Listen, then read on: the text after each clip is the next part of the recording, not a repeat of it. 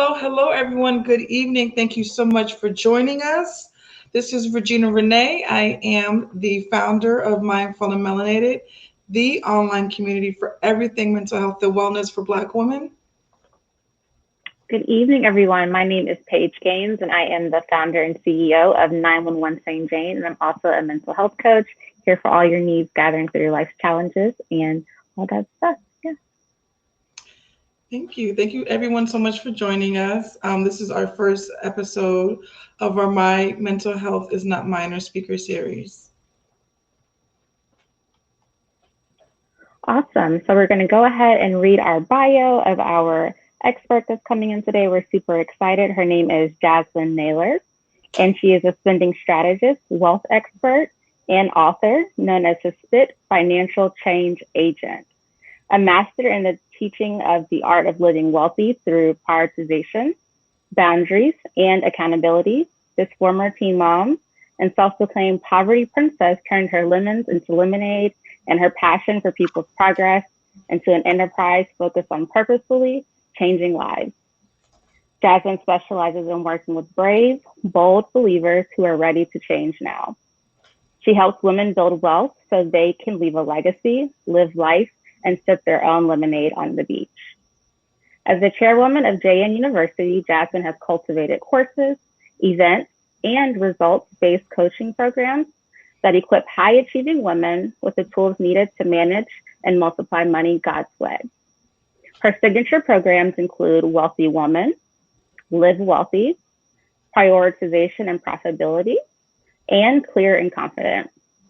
Jasmine has worked with an array of directors, CEOs, executives, and startups with backgrounds in healthcare, marketing, music, teaching, counseling, government, aerospace, real estate, religion, human services, and more financially flourish. Using the power of belief to surpass the teen mom stereotype, Jasmine, who is also a presidential scholar and former alumni of the year, graduated summa cum laude from Bay Path University with honors and distinctions. She holds multiple degrees, including a bachelor's of business administration, a master's of business administration, and a master's of nonprofit management and philanthropy. She obtained her master's degree for free and was actually paid $20,000 for successful completion. She is married to her high school sweetheart of 15 years and has 3 amazingly down-to-earth children, ages 18, 15, and 8, who teach her every day what it means to truly live wealthy. Currently, she holds the title of Chief of Staff at the Massachusetts League of Community Health Centers. As the Chief of Staff, Jasmine is trusted senior advisor to the CEO and acts in their place as appropriate, including representation in internal and external meetings and discussions. And then prior to her current role, she was Chief Executive Vice President, second in command at a community health center in Springfield, Massachusetts, with 8 locations, overseeing $25 to $200 million budgets, impacting 50,000 patients and managing 300 employees. She's devoted to helping women build bigger, spend wiser, and live wealthier. Thank you so much for being here.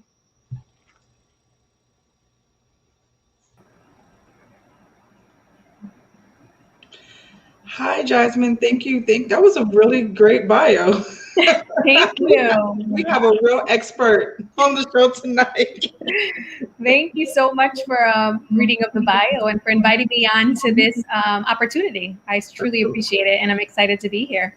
Absolutely. Thank you. So Jasmine, during our very first conversation, I don't know if you remember this, but during our very first conversation, we talked about how Black and brown women often wait for permission in the workplace. Can you tell us what you meant by that when you said that to me? Yes, and we're jumping right in.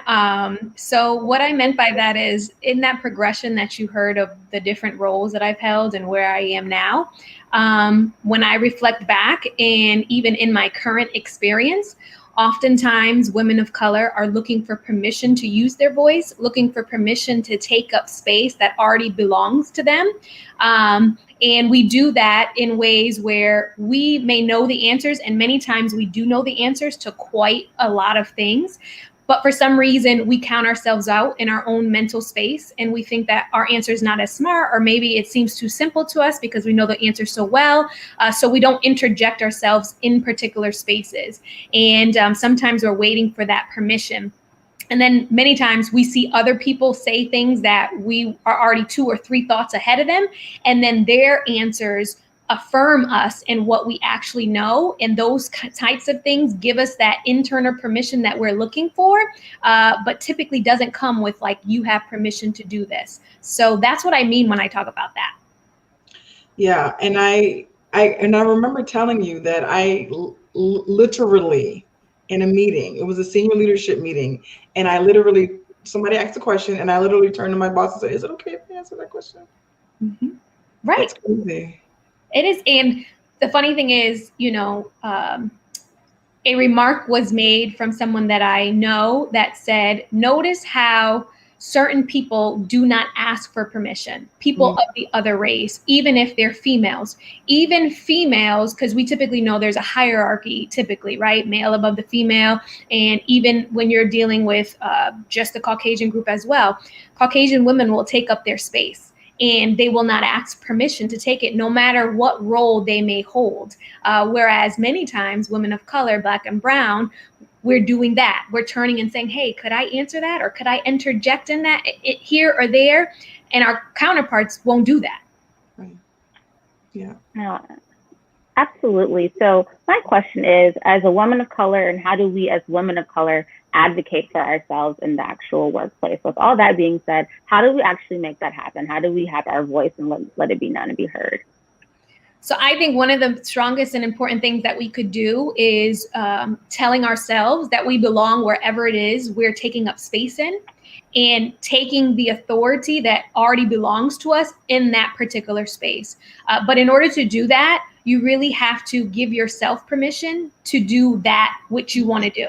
Because at the end of the day, nobody's stopping Regina and nobody's stopping Paige from opening her mouth, opening your mouths in whatever spaces you go to, although it feels like someone literally has a muzzle on our mouth and we're asking them to take it off for us, but it's not there, it's invisible. So that thing that we need to do is knowing that we are the author of our words and we have the authority to use them when we want, and giving ourselves the power and permission to do that ourselves. I think that's the single most important thing that we can do in any spaces that we're in. And literally when that voice speaks to you or whomever, because it speaks to all of us, no, you shouldn't say this, or no, maybe you're not, it's not that smart of what you're going to say, or maybe I'm not the most academically achieved in this particular room, or maybe I don't have enough letters after my name. All of these lies we tell ourselves when we're sitting in meetings. And I know I'm not the only one that has thoughts like this going through my head. Those are the thoughts you literally have to do the opposite for, and you have to prepare yourself for it. So many times you already have the permission because nobody needs to give it to you. You already know what your mind is going to try to tell you. So you have to prep yourself for what your mind is trying to tell you should not be doing. So literally, I'm going in this meeting. You got to psych yourself up. I'm going in this meeting. I'm about to be an awesome, dynamic contributor, and I'm going to speak when I feel led, and I'm not going to quench my voice. And we all know when we quench our voice, because I know for me, sometimes I get like this internal feeling in my chest where words want to come out, and I'm like, it's literally my body battling against me. And it's like, I want to open my mouth, but my heart is starting to race. And now I tell myself, as soon as I feel that feeling, open your mouth. So that's one trick that I can give people that I have experienced. No, I love that trick. I'm absolutely going to use that starting tomorrow. But I love what you said, I love that. But we are the author of our own words. That's beautiful. So those are 2 major takeaways that I hear that you're saying. So I love that. So following that, how do we go about making sure that we have some space of work-life balance? That's my biggest challenge. I do have struggles advocating for myself, but finding that balance between work and life, and now being at home, the computer's always there. We're always just in the space of working. So how do we find that balance? Yeah, I think there's going to be a degree that comes out pretty soon that's called work-life balance master's degree, because I really think it needs to be a field of study. I struggle in this area my own self, and in this new role, I have been intentionally giving myself boundaries and trying to adhere to them, because it's very easy to fall into the ways that we've made a norm. So, for instance, I picked my daughter up today from camp. I'm committed, if I'm humanly possible, if I'm humanly able and possible to do so, when I'm local, I want to be able to pick her up and drop her off myself. There are very few instances where I do not want to do that if I'm present in the same city with her. And today I had a meeting in the morning that I needed to jump on for 8:30. And so I couldn't bring her. Her schedule is a little bit different this morning. So I knew I had to compromise there. I knew that that was something I couldn't do, but I knew that come hell or high water, 4:30, I'm leaving and I'm going to pick her up, because I've already compromised today. And my boundary is, yeah, I have a meeting at 4:30, but this meeting is going to be taken from the car. And I have the authority to do that. And so many times we have to take the authority that we have. And sometimes we might not even have the permission to take the authority, but sometimes we have to take it and ask for forgiveness later. Because sometimes jobs will encroach upon your boundaries, and they will teach you what you should be doing with your life. And we have to teach them what we want to do with our lives. And as long as we perform and produce as to where is expected, then we should be able to have these flexibilities. Mm-hmm. Yeah, I get that. And it's like, I came across a couple of articles that said that Black and brown people, specifically Black women, I found a lot of articles about Black women specifically, they are opting to either resign if they have to go back to the office, right? How do you respond? Like, what do you think about that? So they're calling it, and these aren't my words, the mass resignation. And so I actually heard about this many times through the week in the field that I work in, and even in my prior role. So there's two things that are happening. One, in the beginning of this pandemic, women had a choice to make, and they made the choice to put their family first, which was their boundary and which was their appropriate boundary. So I respect every woman that decided that my children come first. I am prioritizing their education, to be at home with them. And you know what? I can't manage doing this job and that, or this job isn't even designed to allow me to do this or that. So I acknowledge them, but I also acknowledge the fact that many went through financial turmoil in order to do that. And hopefully they were able to land on their feet with the different resources that became available. But I know not all were able to do that. So now we're also seeing folks that still have choice, that now they might like working from home, or maybe they don't like the company so much that they worked for, and they don't think that they're pro them. And a lot of companies have made that mistake of not trying to do the holistic decision that is not only beneficial for who the consumer is, but who your actual constituents of employees are. So for these folks that are leaving, I think you're also seeing a wealth transference too.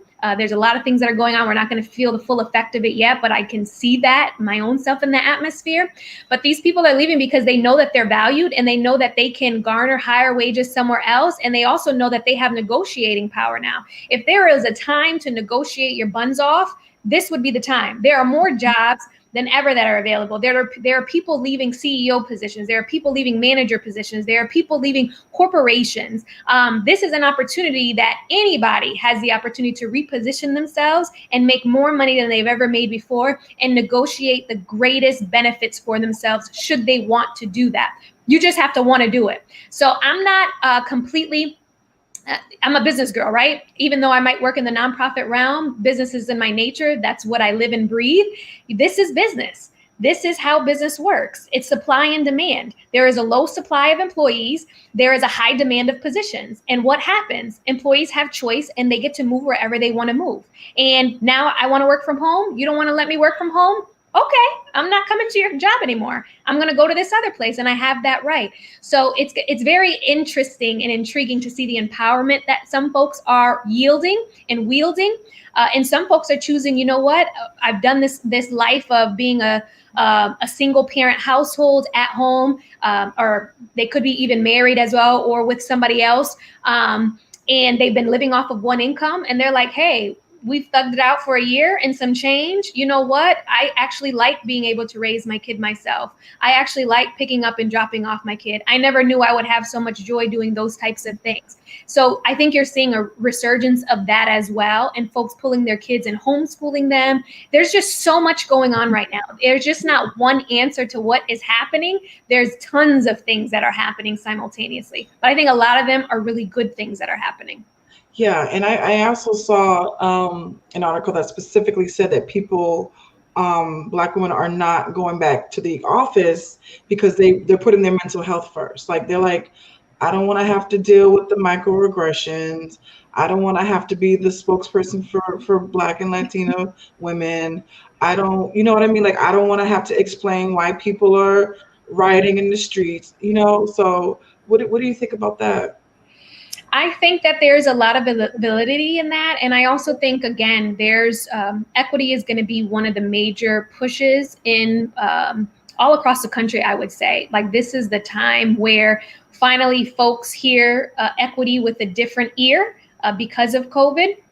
And I think that, you know, Black and brown people are warranted in that. So organization, really the reality is the corporation, those people that don't want to go back know that their corporations haven't prioritized diversity. And now because it's a catch-all word that everybody's using, they're going to try to pick it up and then use their token employee to try to drive it or put them on the spot. And they may not want to be that particular person. And there's nothing wrong with that. And they have that flexibility and that freedom right now where there's a lot of companies that are calling for them that might have greater diversity initiatives and have a greater demographic that reflects a diverse community that they can go and jump to. So, you know, more power to them. Yeah, absolutely.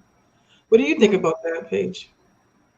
I mean, I think it's important focusing on your mental health, being able to do as you please and take advantage of an opportunity is definitely something I believe in. So, yeah.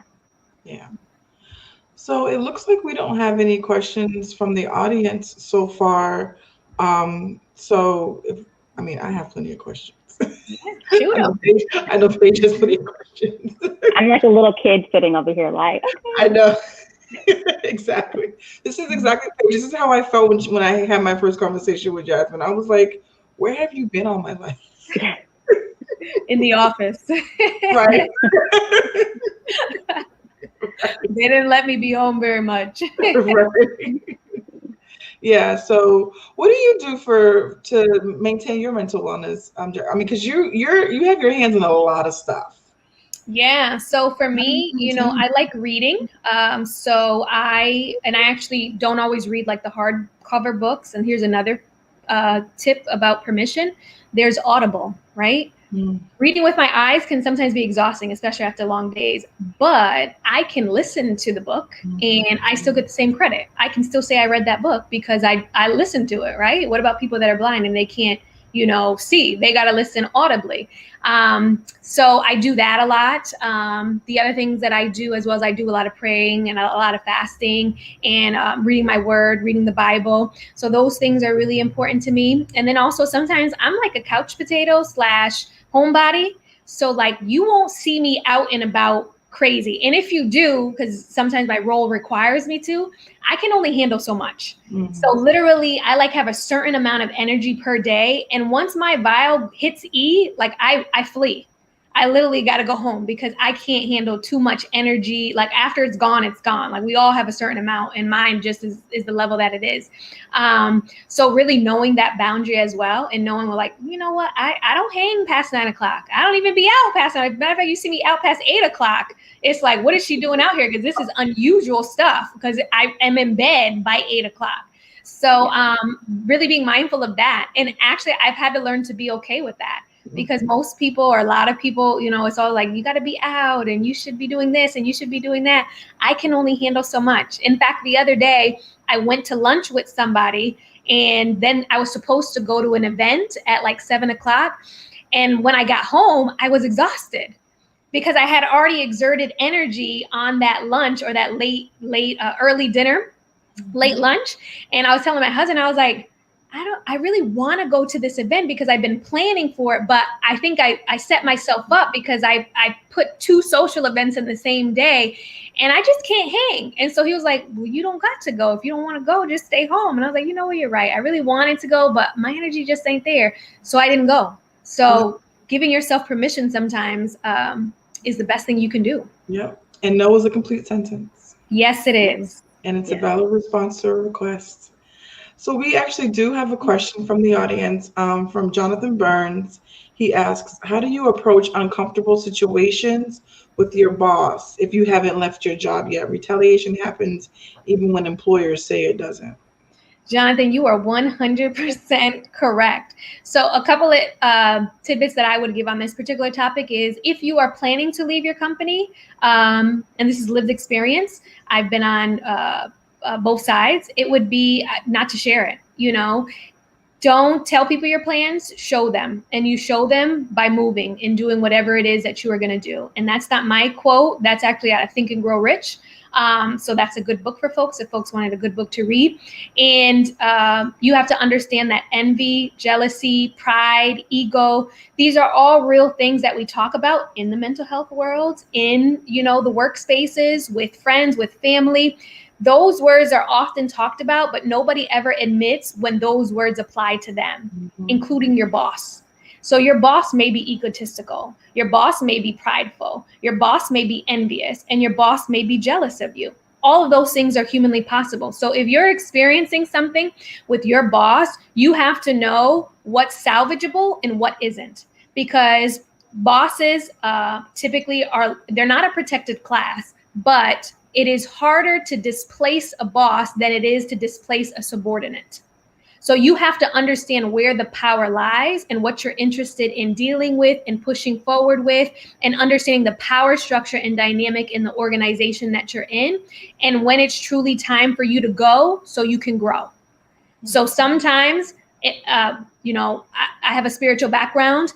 I believe sometimes environments are made uncomfortable for you so that you'll never return back to them again. Because if they remained comfortable, you would stay somewhere you didn't belong anymore. And sometimes you won't go to the next level unless it looks like all the doors are closing where you're at. So sometimes that becomes a blessing in disguise. Yeah. Yeah. Absolutely. So I can ask a million questions, but so I don't want to be selfish because I do have a co-host. No, you're fine. I'm actually figuring out my first question because what she just said spoke to me. So I'm actually taking all that in right now. So I will follow suit. So go right ahead and I'll be right behind you. Okay. So what do you feel about people taking mental health days, like calling in sick Yeah. for days? So I think it depends on the work environment that you're in. I think that this is a trend that is on the rise. However, as a supervisor, I have actually told my staff, like, okay, you should just take this day. You just need to rest and recuperate.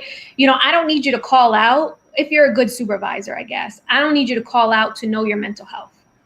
If I'm a good supervisor, I typically have a good pulse on my staff. Now, some staff might be very private and might be very secretive, and that is their right. No judgment there, but I can't necessarily gauge you fully like someone that is more transparent with me. And you got to know who to be transparent with. So I know all bosses are not made equal. So I caveat this by saying, hopefully, if you all become bosses or are bosses, you become a good boss.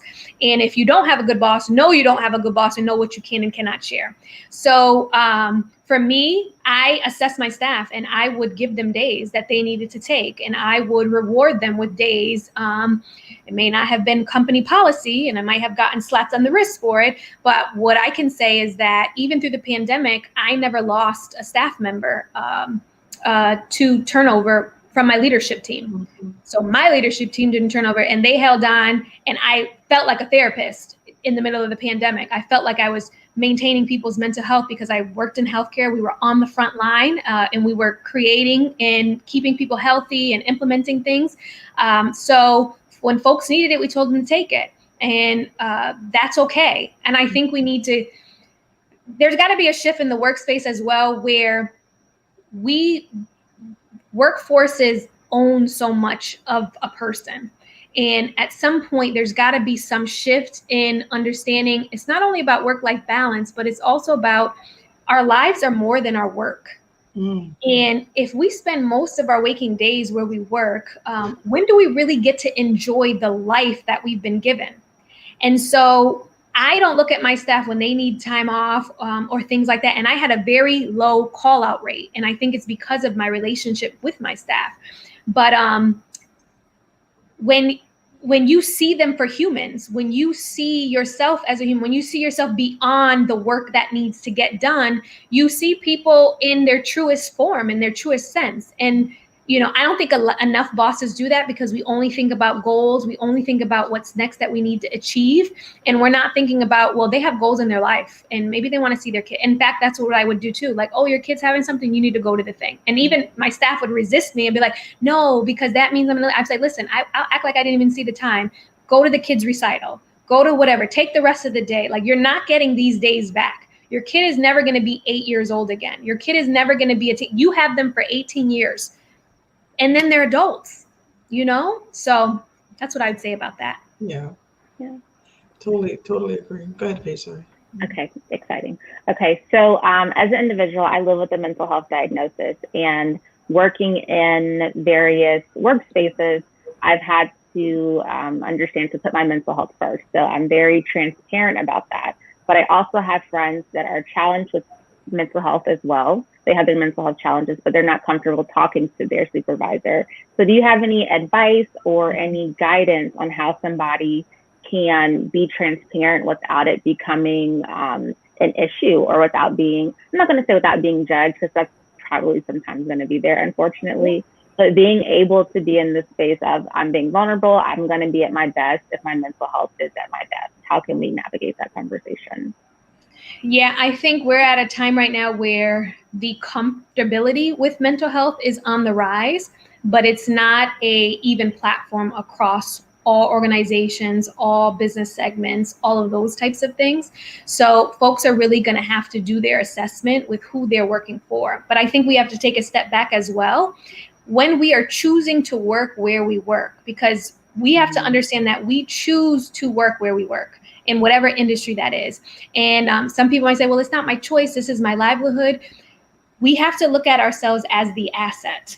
The moment you start looking at yourself as not the asset, then the company will do with you as it chooses. And then you will end up putting your mental health in last place and be in the most unhealthiest spaces for yourself. So I think it's important that people understand that. And as I just spoke a couple minutes ago, everybody's an asset right now that is employable, that produces great work, that is a performer, that knows how to problem solve. Like, you are the asset of all assets. Companies cannot exist without human capital. You are the human capital. So when you shift your paradigm from the subservient level to the I'm an asset, they need me. Not only do they need me, I like this company that I chose to work for, and I'm going to perform and produce because I like the place that I'm at. But I also need to have some transparency about what I need for my mental health. And so you have to figure out, are you in the right place to be able to have those conversations? And if you're not in the right places to have those conversations, do you need to leave? And what does it look like to leave?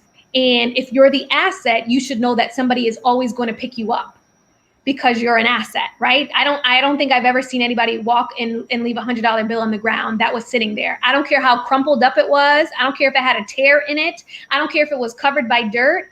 The asset is the asset is the asset. An asset will always have value. So when you look at yourselves as an asset, you realize, hey, if this company ain't really feeling me on, me balancing my mental health and making sure that I can perform at my optimum, do I belong here? And I think that is a question that enough Black and brown women do not ask ourselves. And I quite often see people settle for less pay, settle for less positions, settle for less promotions. Quite often we settle for less. And that's because we don't look at ourselves as the asset.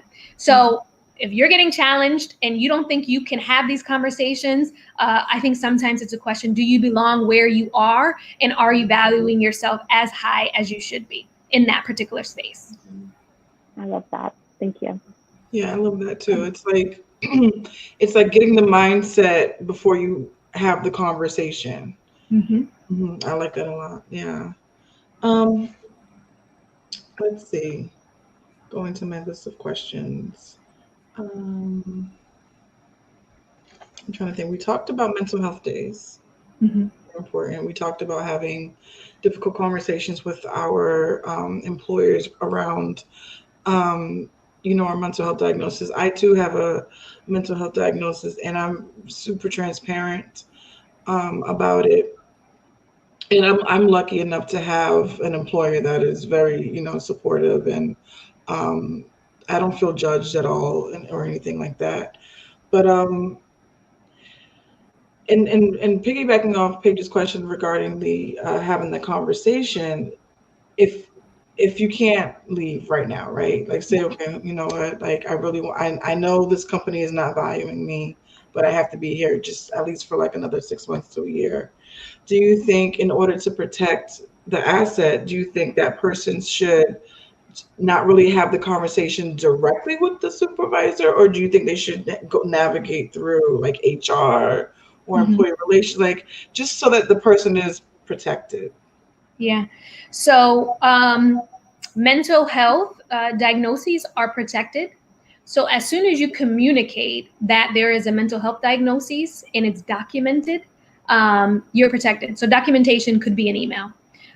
It can be a conversation, but then you can document it after. Like, say you go speak to HR.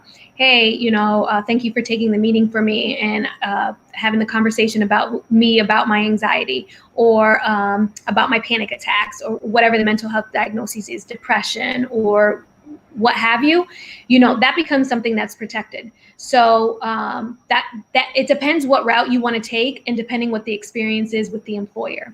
So once it's documented, you technically are protected, because if you say got let go of shortly thereafter and you had that documentation, which is why it's important to always copy it to your own personal email. Don't only leave it in the work, because you never know when you could be separated.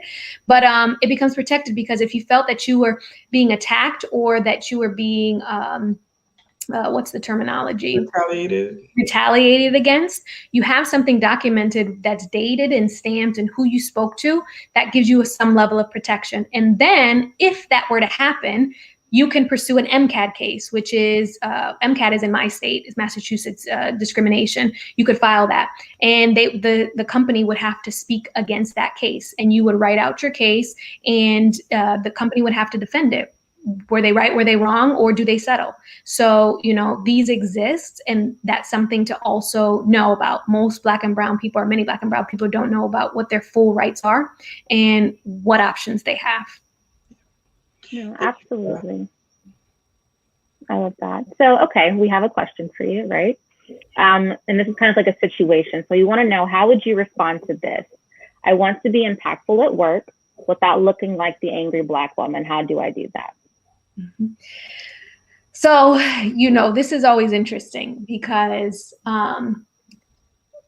until we don't have this assumption that being assertive, being confident when you have melanin in your skin is something negative, whereas our counterparts that lack melanin assert all of these experiences, and they're looked at as the creme de la creme in business.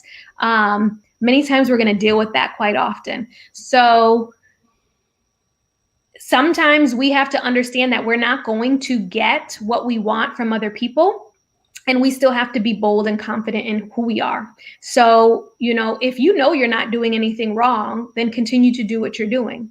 But if you think that something is wrong in your delivery and something is wrong in your approach, you may learn to tweak it. But the decision is yours and where your comfort level is. I'll give you a quick story. I was part of a ton of different things, but there was this one thing that I was a part of, and I think I could say I was the youngest one in the room, and I always look younger than my age actually is. So good DNA. Thanks, Grandma and my mom. So in these spaces, I would be maybe 1, 2, 3 people of color in a room of maybe 20 people. And my background is money. even though I don't operate in the finance realm. I operate in finance, but my business is more administrative, but I know finances, and I oftentimes get put in charge of looking over the finances and stuff like that. So I was in charge of going to these meetings and being responsible for the finance part of the connection. And so all of the people that were in charge of the finances were 50 and 60-year-old white men. And white men don't ask for permission. They take whatever they want, when they want, how they want, and they say what they want, when they want, and they don't care. So, but we don't have any term for an angry white man. Like we don't even talk about an angry white man. Like it's as if they don't exist, but I've seen them, but they get permission to be what they call others. So in those particular spaces, I would insert myself and I would naturally feel like this dismissiveness, especially in the beginning. So I was in that particular opportunity for about 4 years. So I came in, it was a new partnership that was being built. These folks have been the CFOs of these, if I say it's a $200 million, they were like, $900 million budgets that they were managing, or even greater than that. So, they operated with money at a different level. But at the end of the day, money is money. 1 + 1 is 2. 1 - 1 is 0. You either make it a profit or a loss, and I can see what a profit and loss is. I can see when the numbers don't match or something's wrong. So I would assert myself in those meetings and ask questions. Again, I wasn't asking for permission. This is my expertise. This is why I was put in this room. Whether you agree with it or not, my boss put me here, and my job is to make sure that this money makes sense. And if it doesn't make sense, then we need to make it make sense. And so I would often have to go back and forth. And there was one gentleman in particular. He always would have like this passive dismissiveness with me.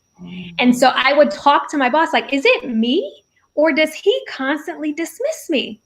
And she's like, yeah, something. Every time you have something to say, it got to the point where he would be like, Jasmine, do you have anything to ask or anything to add? Or let's hear what Jasmine has to say. So that was one gentleman. But the interesting thing is when you stand firm in who you are and your confidence of what you know, and you allow things to continue to progress forward, over those years, they had no choice but to acknowledge the skill set that I had. And do you know at one point they thought that I was the CFO of my organization? I was in the meeting and they were like, Jasmine, Jasmine, you're the CFO, right? And I'm like, no, I'm not the CFO. The CFO is him. We've been sitting in here for 2 years and you've been thinking that I'm the CFO. I'm not the CFO. But it took 2 years for them to think that, because in the beginning they were just dismissing it. But in 2, 3, in the second, in the third year, they were literally stopping the meeting. And when I would not say something, they would be like, Jasmine, we want to hear what you have to say. Mm-hmm. So I literally went from them dismissing me to them making room. And if I didn't speak, they would stop the meeting and wait for me to give them an answer. So you have to be consistent in who you are, no matter how people treat you, because your intelligence is your intelligence and it's not going to change regardless of how they treat you. And if it does, then that's something we have to reflect on. So that's a prime example, literally from 0 years to the 4th year, the amount of respect that I had garnered. And then when I left that institution, even my real CFO, at that institution, who doesn't really speak much unless he has to, literally was like, Jasmine really knew her numbers. She knew her stuff. And we really appreciated her for that. So he didn't tell me that the 4 years I was there. He waited until the day I was leaving to say Jasmine knew her stuff and she was sharp and she was on point. So again, we can't be waiting for people to affirm our gifts and our crafts. And we can't be waiting for people to receive us with teddy bears and rainbows and hugs and kisses and doves flying all over the place. Sometimes it might never happen. But as long as you are confident in who you are and you know what you know, things will always come full circle. Mm-hmm. Jasmine, you have dropped some nuggets for us, and I hope whoever is watching had their pen, their notebook, their highlighters, okay, everything, compass, contractors, everything. Let me stop. But so if someone wanted to get in touch with you, right, and learn more about what Jasmine Naylor can offer them in their life, you're a wealth expert, you're a life coach, you're a business mentor, how can people reach out to you for your expertise? Definitely. So you can reach out to me on social media. You can follow me on Facebook, Jasmine Naylor Enterprise, or Instagram, JasmineNaylor_Enterprise. I am a real person. You can DM me questions if you have them. When I have time, I get back to them. So don't think that I'm this like invisible person, like I'm real, but I'm fake. Literally, I'm a real person. So you can contact me those particular ways. And I go live every so often. So you can catch me there. And I'm always dropping nuggets on those particular platforms as well. So follow me, and that's the best way to stay in contact with me. Awesome. Thank you so much for joining us tonight. We really appreciate you taking the time out of your busy schedule to talk with us and dropping the knowledge, spitting that fire. And we hope we can have you again. Definitely. Thank you so much for inviting me. This was really exciting, and I hope folks did get things out of it. And if anybody had any follow-up questions as well, that maybe you didn't feel comfortable dropping them in the chat for whatever reason, you could always DM me, and I have no problem sending you a voice memo or typing it out and giving you the answer. So again, I thank everybody for showing up, showing out, asking your questions, and for inviting me. Thank you so much, Jasmine. You have a great, great night. You too. Awesome. That's great. She was amazing, right, Paige? Oh my goodness. Like I'm like shaking a little bit. She was so Right? powerful, and yeah, I'm like sitting here like, okay, don't look, silly, because it was really just a lot of great information that I was trying to take in. Yeah. That was what I needed, and we just said that like this is a necessary conversation for myself. So I'm assuming everybody else as well. Yeah, definitely. So we're toward the end of the I can't even talk. You see, she got me all fumbly mumbly. What are your final thoughts just about mental health in the workplace in general? Absolutely. So one of my biggest takeaways from this evening and listening to her and just in my own experience is to really stand in your own and take care of yourself and be able to advocate for yourself. So many of her answers start with an I phrase.